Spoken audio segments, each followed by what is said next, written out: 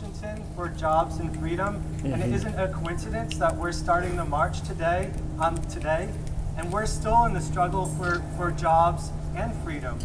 Freedom from toxic pollution, freedom from the same struggles that Martin Luther King spoke about on that day. In fact, the NAACP, who mobilized for this 50th anniversary, has declared Brayton Point behind me as the 14th worst power plant in the country in terms of environmental justice. In their report called Cold-Blooded, Putting Profits Before People, they state clearly that coal is killing low-income people and people of color.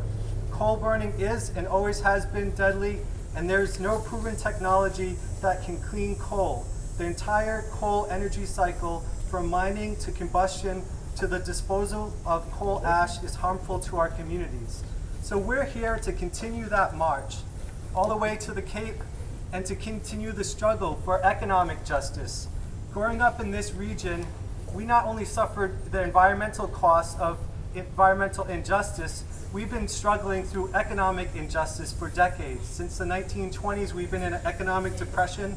And Martin Luther King noted, he recognized that the struggle against segregation was the first part of the struggle. He talked about how our struggle is for genuine equality, which means economic equality. For we know that it isn't enough to integrate lunch counters. What does it profit a man to be able to eat at an integrated lunch counter if he can't earn enough to buy a cup of coffee? So we're here.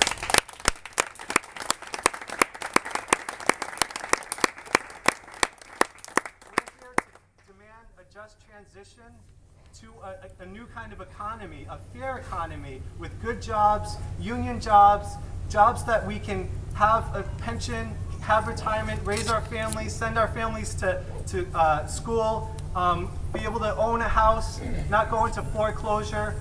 And that struggle continues. And I would ask the same question, you know, it's more than just the technological change we're talking about. We're talking about how we treat each other. We can't allow for a profit system to create unstable economics locally. We need ecological sustainability. We need economic sustainability. Yeah.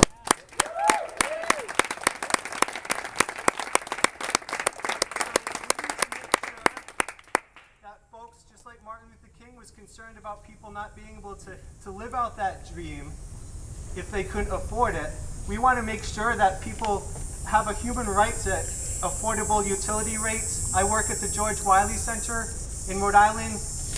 35,000 people get shut off every year because of utility costs. So we're in this for economic, environmental justice, and social justice. This is our new cutting-edge movement that's bringing together a movement of movements. Woo!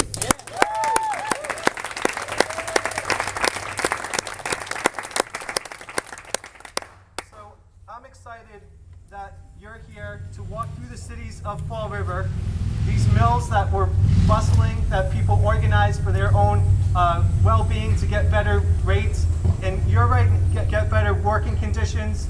And right now, you're our voice. You're helping build a new movement that's going to shift the economy, that's going to shift energy. And I'm a community organizer, and a lot of times during organizing trainings, I ask people what power is. And most often, people talk about power being something that's negative, right? Because we look around us and we see power that's polluting. We see power over each other. We see decisions continually being made that we don't have a voice in. But that's not the way it has to be, right? We can have a different kind of power, and we're building that type of power right now. Yeah.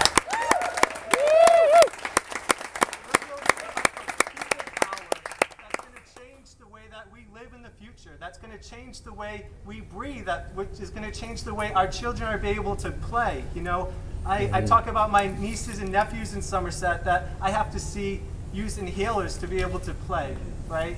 And we don't want a future like that. We don't want a future where we wonder if our relatives are dying of cancer because the energy that we're producing. We want a better future. You know, like Craig's organization is a better future. We want to build that better future together. And this is how we're going to do it, step by step.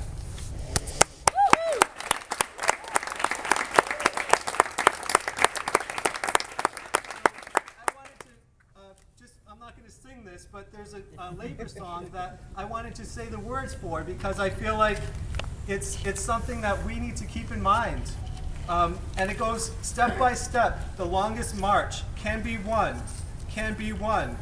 Many stones can form an arch, singly none, singly none. And by the union what we will can be accomplished still. Drops of water turn a mill, singly none, singly none. So I want us to join together and start to join our voices together in this chant that's recognizing our power to be able to change the future. So it goes, ain't no power like the power of the people. Ain't no power like the power of the people. It's the power of the people don't stop. And the power of the people don't stop. Ain't no power like the Power of the people and the power of the people don't stop. Ain't no power like the power of the people and the power of the people don't stop. Ain't no power like the power of the people and the power of the people don't stop.